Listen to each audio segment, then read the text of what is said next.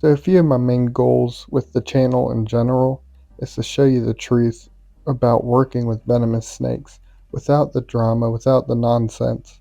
Another thing is I want to be able to capture the best footage of these amazing animals for you all to enjoy. And that's what this video is. Some of the footage that I captured on the actual camera while I was cleaning out the snakes the other day. But I hope you enjoy and check out these amazing snakes. The first of the footage that I captured was of Cyrene, the beautiful little rhino viper.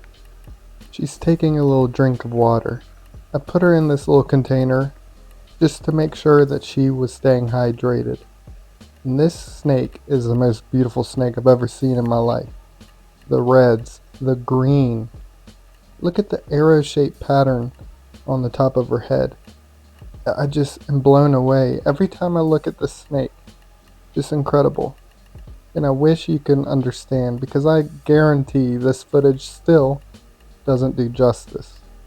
Now I took some pictures as well. It kind of shows the green a little more and those reds. Wow. The northern copperhead named Urshi Marie.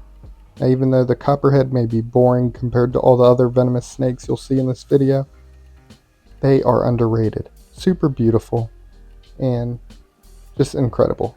I love this snake so much. It used to be my favorite venomous snake as a teenager. And the thing I love about Urshi's pattern is a little broken up pattern near the tail.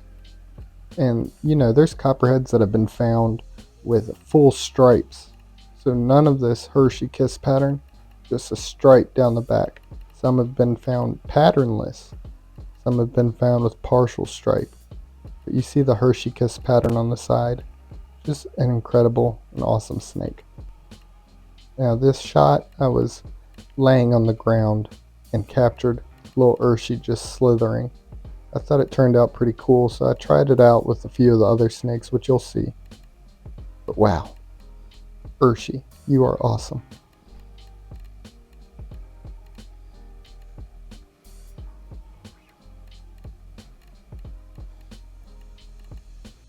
The goofball you see on screen right now is Annie, the banded snouted cobra. Now although she's the banded version of the snouted cobra, not all of them are banded. Some have a uniform pattern, almost an olive color. But the banded ones, like Annie here, are some of the most beautiful cobras on earth, in my opinion. I just think they're incredible. Now she will get large, up to 7 foot or more. Can't wait for that. She's very sweet and laid back, and here's that little slithering shot that I was talking about. Looks so cool with this banded snake. Wow. One thing that I like to capture is different angles of the snakes, different perspectives, like this top down of Henry the variable bush viper. And that's more so the case when I take pictures.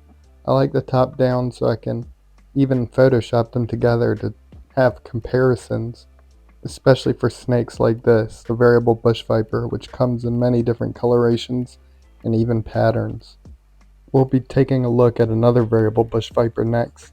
That's a different color, but one thing you'll notice is how photogenic they are. Just sitting there, and just easy to capture because of those highly keeled scales.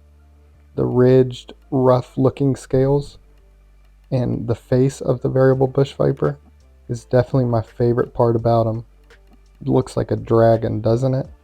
But it's so easy to capture pictures and videos of this snake. I'm going to try to get some close-up. Let's see how this goes. We're going to have to get a little bit closer than that. Look at that. That face. Unbeatable. So here's another variable bush viper. This one, red coloration. This is Magma. Now we saw Henry, who was green, but Magma's sister, Ivy, is also green, but a little bit different. I didn't film with her because she was in shed, but she has blue coloration on her belly. So although Henry and Ivy are both green, there's still some variation in their belly coloration. But out of the two, green and red, I choose the red. I think Magma here is just awesome. But out of all the colors that can be found in, it's hard to pick a favorite. just an incredible snake and highly variable, as you can tell by their common name. But I ask it every time, and I want to hear from you. Which out of these two do you like better, the red or the green? Or both equally? But I also highly encourage you to check out some of the other patterns and colorations that can be found in. And the cool thing about these snakes, not just that they come in many different colors, but when they're born they can look a little different. Magma was almost gold, and within that year, over time, after a few sheds, she turned red. And Ivy, the green, was almost grayish bluish, and as she shed, within that year she turned green. And that's what the parents look like. The dad was red, the mom was green. But what an amazing snake. And you see what I mean by how photogenic they are? Just easy to capture these scales. And typically just sit there. You can capture all the footage you want. Awesome.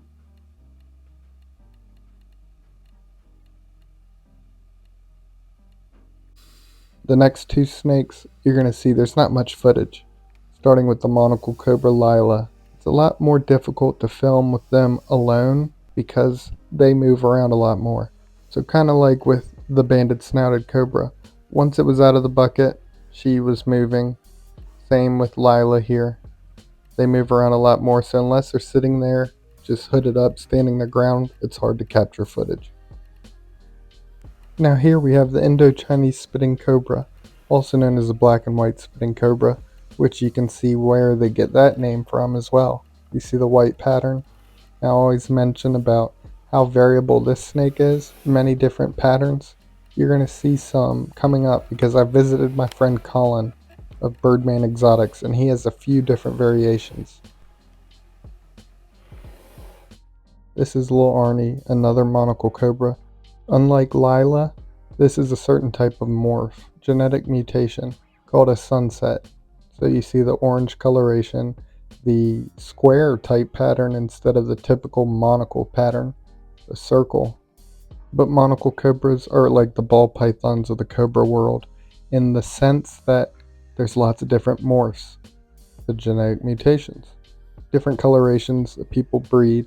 And I'm not knowledgeable on morphs at all, so I couldn't even begin to tell you all the different types, but there's lots with the monocle cobra.